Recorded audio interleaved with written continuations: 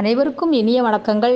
Welcome to Durgadevi சரணம். கைலாயத்தை விட புனிதமான மலை என்று நாரத முனிவரால் பாராட்டப்பட்டதும், கோரக்கர், சட்டை முனிவர், அகத்தியர் போன்ற 18 சித்தர்கள் இன்றும் அருள் புரிந்து இருக்கக்கூடிய மலைதான் சதுரகிரி மலையாகும். சதுரகிரி மலையின் வரலாற்றையும் அதன் பல அதிசயங்களையும் சித்தர்களால் எவ்வாறு நிகழ்த்தப்படுகிறது என்பதை பற்றிய முழு தகவல்களையும் இந்த பதிவில் பார்க்க இருக்கிறோம்.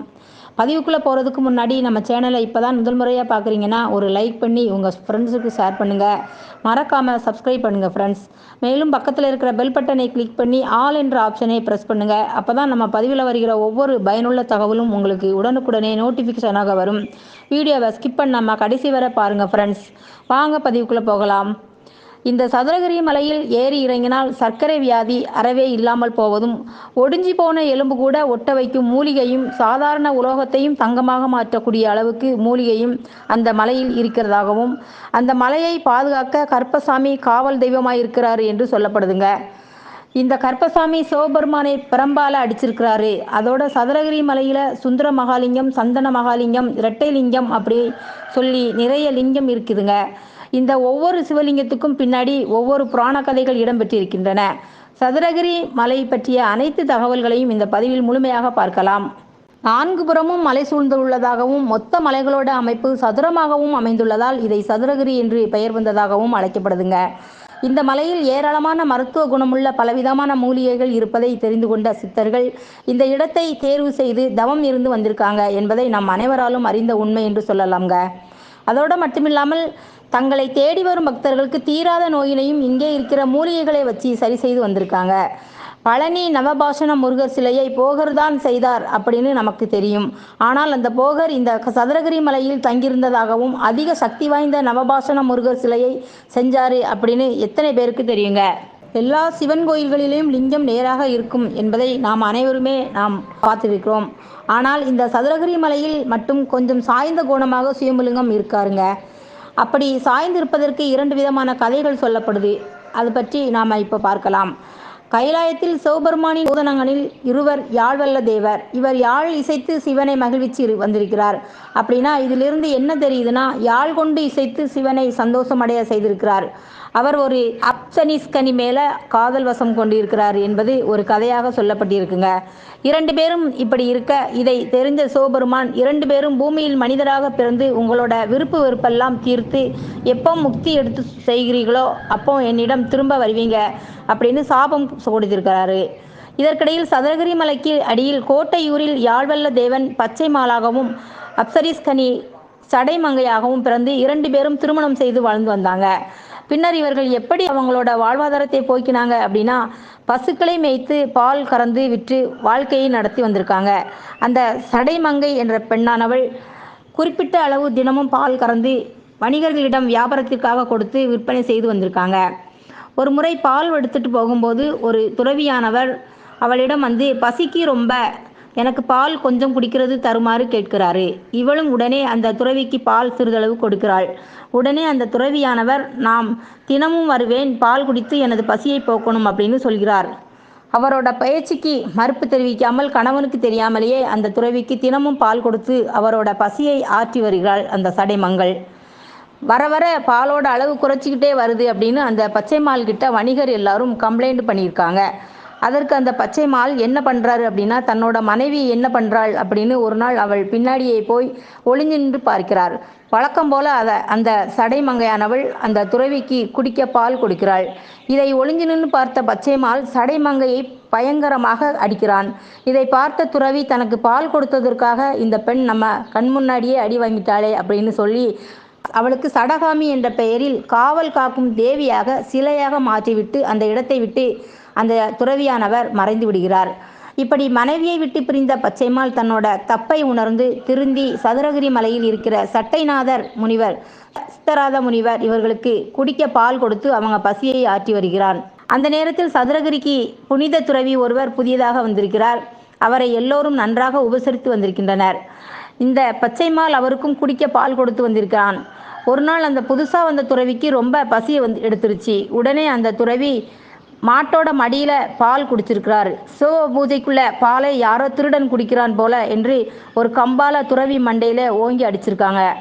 அந்த துறவியோட மண்டையில் ரத்தம் கசிந்து அதிகளவில் வெளியில் வந்திருக்கு. சட்டை முடி பச்சைமாலுக்கு சாபம் கொடுக்க வந்திருக்கிறாரு. அந்த துறவி புலித்தோலை அடித்து சிவபெருமானை தன்னோட விஸ்வரூபத்தில் காமிச்சிருக்கிறாரு. அப்போ அவங்கக்கிட்ட இவனோட முன் ஜென்மத்தில் அவன் பெற்ற சாபத்தையும் சொல்லி அவனை என்னோட அழைச்சிட்டு போகலாம்னு வந்தேன் என்று சிவபெருமான் சொல்லியிருக்கிறாரு. முனிவர்கள் கேட்டு கொண்டதால் சுந்தரலிங்கம் சாய்ந்து போனதில் தலையில் அடிபட்டு தழும்போட அந்த இடத்தில் எல்லா பக்தர்களுக்கும் ஆசி வழங்கிட்டு இருக்கிறாருங்க. ஒரு கதையில் சிவனோட பக்தன் யாழ்வல்ல தேவன் என்று சொல்லப்படுதுங்க. இன்னொரு கதையில் காவல் தெய்வமான கருப்பசாமியோட காவலை சோதித்து பார்க்க நினைத்த சிவபக்தன் கருப்பசாமி காவலில் இருந்தபோதும் ஒரு மாட்டோட பாலை திருட்டுத்தனமாக குடித்ததுனால கருப்பசாமி பிரம்பால சிவபெருமானை அடிச்சிருக்கிறாரு என்று சொல்லப்படுதுங்க.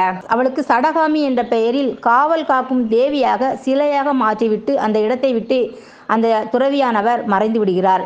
இப்படி மனைவியை விட்டு பிரிந்த பச்சைமால் தன்னோட தப்பை உணர்ந்து திருந்தி சதுரகிரி மலையில் இருக்கிற சட்டைநாதர் முனிவர், அதனால தான் சுந்தரலிங்கத்திற்கும் மகாலிங்கத்திற்கும் அடிபட்டுருச்சு. கடமை தவறாத கருப்பசாமி தன்னோட காவல் தெய்வமாக இருக்கிறதுனால முதலில் கருப்பசாமியை வழிபட்ட பின்னர் தான் சுந்தர மகாலிங்கத்தை எல்லோரும் தரிசனம் செய்ய போவார்கள். எந்த இடத்திலேயும் இல்லாமல் இந்த சதுரகிரி மலையில் மட்டும் இரட்டை சிவலிங்கங்கள் ஒன்றாக இருக்கும். இது எங்கேயும் இல்லாத அற்புதமான காட்சியாக அமைந்துள்ளதுங்க. இந்த இரட்டை சிவலிங்கம் உருவானதற்கு ஒரு கதை ஒன்று உள்ளது. அதை பற்றி தான் நாம் இப்போ பார்க்க போகிறோம் சகோதரிகளே. ஒரு ஊரில் கணவன் மனைவி இருவரும் சந்தோஷமாக வாழ்ந்து வந்தனர். கணவன் தீவிரமான சிவபக்தன், மனைவி விஷ்ணு பக்தன். சண்டையே இல்லாத இவங்களுக்குள்ள சிவபக்தன் பெரிய கடவுளா விஷ்ணு பக்தன் பெரிய கடவுளா என்ற சந்தேகம் இருவருக்குள்ளே வந்திருக்குங்க. இரண்டு பேரும் அவங்களுக்குள்ள பிடித்த கடவுள் தான் பெரிய கடவுள் என்று சொல்லி சண்டை போட்டிருக்காங்க. அப்போ அந்த ஊரில் நிறைய பேரிடம் போய் சிவன் பெரியவரா விஷ்ணு பெரியவரா என்று கேட்டிருக்காங்கங்க. ஒவ்வொருத்தரும் ஒவ்வொரு மாதிரியான பதில் சொல்லியிருக்காங்க. அதனால் இரண்டு பேருமே மன திருப்தி அடையலைங்க. சதுரகிரி மலைக்கு வந்து இரண்டு பேரும் கடுமையான தவம் இருப்போம், யாரோட தவத்தில் மகிழ்ந்து எந்த கடவுள் முதல்ல தரிசனம் கொடுக்குறாரோ அவங்க தான் முதன்மையானவர் என்று சொல்லியிருக்காங்க. இரண்டு பேருமே ஒத்துக்கிட்டு தவம் இருக்க ஆரம்பிச்சிருக்காங்க. பக்தனோட தவத்தில் மகிழ்ந்த சிவபெருமான் முதலில் உனக்கு என்ன வரம் வேண்டும் என்று கேட்கிறார். எனக்கு ஒன்றும் வேண்டாம் ஈசனே, எனக்கு உங்கள் ஆசி மட்டும் போதும், என்னோட மனைவிக்கும் நீங்கள் காட்சி கொடுக்கணும் என்று கேட்கிறாரு. அதே மாதிரி தன்னோட மனைவியையும் அழைச்சிட்டு வந்து என்னோட தவத்தில் மகிழ்ந்துதான் என்னுடைய சிவன் தான் எனக்கு காட்சி கொடுத்துருக்கிறாரு, இதனால் பாரு என்னோட சிவன் தான் பெரிய கடவுள் என்று சொல்லுகிறார் மனைவியிடம். அந்த மனைவி சிவபெருமானை பார்த்ததும் திருப்தி அடையாமல் சிவபெருமானை பார்த்து எனக்கு உங்களை பார்க்க விருப்பமில்லை, நான் வந்து விஷ்ணு பகவானை பார்க்கத்தான் ஆசைப்படுகிறேன் என்று சொல்கிறாள். சிவபெருமான் அந்த நொடியிலேயே விஷ்ணுவாக காட்சி கொடுத்திருக்கிறார். இதிலிருந்து இருவரும் அவங்களுடைய தப்பை உணர்ந்து சிவனும் விஷ்ணுவும் ஒன்றுதான் என்று அவரிடம் மன்னிப்பு கேட்டு தன்னுடைய தப்பை உணர்ந்திருக்கிறாங்க. இதனால தான் ஹரியும் சிவனும் சுயம்புலிங்கமாக ஒரே இடத்தில் காட்சி கொடுக்குறாருங்க சொல்லுகிறாங்க. அடுத்த சந்தனமகாலிங்கம் உருவான கதையை பற்றி பார்க்கலாம் சகோதரிகளே. கைலாயத்திலே பார்வதியையும் சிவனையும் அனைத்து ரிஷிகளும் முனிவர்களும் தரிசனம் செய்து வந்திருக்காங்க.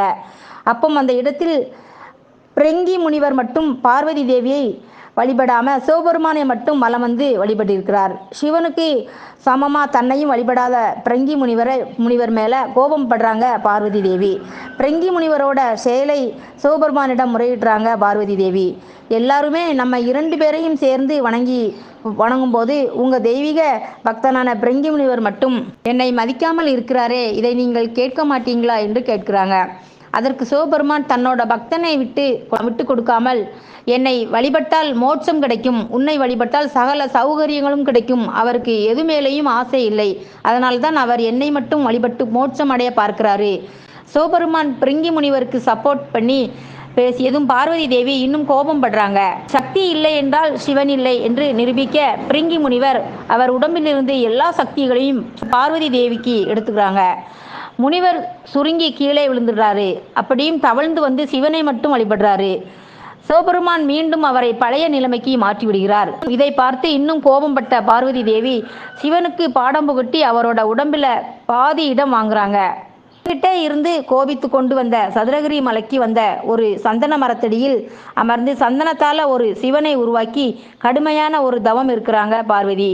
இப்படி பார்வதி தேவியோட தவத்தில் மகிழ்ந்த சிவபெருமான் தன்னோட உடம்பில் சரிபாதி இடம் கொடுத்து அம்மை அப்பனாக எல்லாருக்கும் காட்சி கொடுத்திருக்கிறாரு. பார்வதி தேவி வழிபட்ட சந்தனலிங்கத்தை சட்டை முடி தொடர்ந்து பல வருடங்களாக வழிபட்டு வந்திருக்கிறாரு. அதனால தான் இன்னமும் சதுரகிரி சந்தன மகாலிங்க சன்னதி பக்கத்தில் சட்டைமுடியோட குகையும் இருக்குங்க. அடுத்து கருப்பசாமி எவ்வாறு காவல் தெய்வமாக இருக்கிறார் என்பதை 2 கதைகள் இருக்குங்க. அதை பற்றி தான் இப்போ பார்க்கலாம். இன்னொரு கதையில் வணிகர் சிவனுக்கு இன்னொரு கோவில் கட்டுவதற்கு ஆசைப்பட்டிருக்காருங்க. ஆனால் போதிய பணம் இல்லாதனால தன்னோட ஆசை நிறைவேறாமல் போயிடும் என்று மனமுடைந்து போயிருக்காரு. அப்போ ஒரு முனிவர் அவர்கிட்ட வந்து சதுரகிரியில் உள்ள காலங்கி சித்தர்கிட்ட போய் உன் பிரச்சனை என்ன என்கிறத சொல்லு, அவர் உன் பிரச்சனையை சரி பண்ணுவார் அப்படின்னு சொல்லியிருக்கிறாரு. அதுபடி அந்த வணிகரும் சதுரகிரிக்கு வந்து காலங்கி முனிவரை சந்தித்து தன்னோட விருப்பத்தை சொல்கிறாரு. அங்கே இருந்த அபூர்வ மூலிகளை பறித்து ஒரு தைலம் தயாரித்து இருக்கிறாரு. அந்த தைலத்தை உலோகத்தில் தடவினாலும் அது தங்கமாக மாறிடுச்சுங்க. அந்த வணிகருக்கு வேண்டிய தங்கத்தை கொடுத்து அவருடைய விருப்பத்தை நிறைவேற்றுகிறார் அந்த காலங்கி முனிவர். மீதமிருந்த தங்கத்தையும் மூலிகையும் பக்கத்தில் இருந்த ஒரு கிணற்றில் கொட்டி கருப்பசாமியை காவலாக இருக்க வச்சிருக்கிறாரு. இதனால தான் கருப்பசாமி ஒரு பலாமரத்தடியில் இருந்து ஆசி வழங்கிட்டு வருகிறார். இவர் சன்னதிக்கு பக்கத்தில் அதிசயங்கள் நிறைந்த தைல கிணறே இருக்குதுங்க. மகாலிங்கம் கோவிலில் இருந்து கொஞ்ச தூரத்தில் தவசியை பாறை அப்படிங்கிற ஒரு இடம் இருக்குங்க. அந்த இடத்தில் இருக்கிற நீர் மஞ்சள் நிறத்தில் இருக்குமாம். ஏன் அப்படி இருக்கும்னு கேட்டிங்கன்னா, பார்வதி தேவி இந்த இடத்துக்கு வந்தபோது உடன் வந்த சிவலோ பணிப்பெண்கள் இந்த தீர்த்தத்தில் நீராடும் போது மஞ்சள் தேய்த்து குளித்ததால் இந்த இடத்தில் இருக்கிற நீர் மற்றும் மண் மஞ்சள் நிறத்தில் இருக்கிறது என்று சொல்லப்படுகிறது. வருடந்தோறும் ஆடி அமாவாசை மற்றும் தை அமாவாசை சிவராத்திரி தினத்தன்று இந்த மலைக்கு தமிழகத்தில் இருக்கிற பல்வேறு இடங்களில் இருந்தும் அதிகமான மக்கள் மலையேறி சென்று சிவலிங்கத்தை வழிபட்டு வர்றாங்க. இந்த காலத்து இளைஞர்களுக்கு மலையேறுதல் என்பது ரொம்ப பிடித்தமான விஷயங்க. அதுவும் இயற்கை அழகை ரசிப்பதற்காகவும் மன அமைதிக்காகவும் அதிகமாக இந்த சதுரகிரி மலைக்கு பயணம் செய்கிறார்கள் என்பது நம் அனைவராலும் தெரிஞ்ச உண்மைதான்.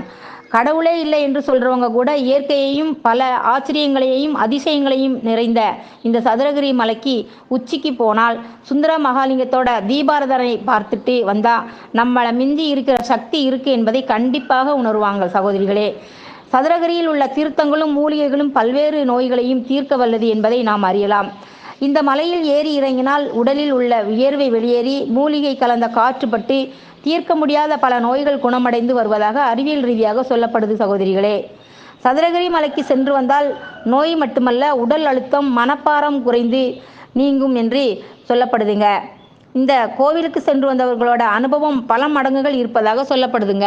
இந்த சதுரகிரி மலைக்கு பல சித்தர்கள் தேடி வந்து அவர்களுக்கு தேவையான மூலிகைகளை பறிச்சிட்டு வந்து போகிறாங்க என்பதை நம்மளே உணர முடியுங்க. இந்த சதுரகிரியில் பேய் பிசாசுகளை விரட்டும் தெய்வங்களும் இருக்கிறார்கள். தானிப்பாறை கணேசன், ராஜகாளியம்மன், பேச்சியம்மன் 3 பேரும் எப்படிப்பட்ட பேய் பிசாசுகளையும் விரட்டும் ஆற்றல் கொண்டவர்களாக இருக்கிறார்கள். சில நாட்களில் ஒரே நாட்களில் 13,000 பேர் சதுரகிரி மலைக்கு சென்று சிவனை வழிபட்டு செய்து வந்திருக்காங்க என்பதை நாம் அறியலாம். ஆனால் இரவு 12 மணிக்கு கோவில் அருகே செல்வதற்கு யாருக்கும் அனுமதி கிடையாது என்று சொல்கிறாங்க. ஆனால் அருவ பூஜை சித்தர்கள் இரவு 12 மணிக்கு சிவனுக்கு அர்த்தஜாம பூஜை செய்யப்படுவதாக நம்பப்படுகிறதுங்க. அதனால் யாருக்கும் அனுமதி கிடையாது. மேலும் இந்த வீடியோ எப்படி இருந்தது, சதுரகிரி மலை பற்றிய புதிய தகவல்கள் ஏதும் இருந்தால் கமெண்ட் பாக்ஸில் ஷேர் பண்ணுங்கள் ஃப்ரெண்ட்ஸ். மீண்டும் அடுத்த பதிவுடன் சந்திக்கும் வரை உங்கள் சகோதரியான துர்காதேவி சரணம்.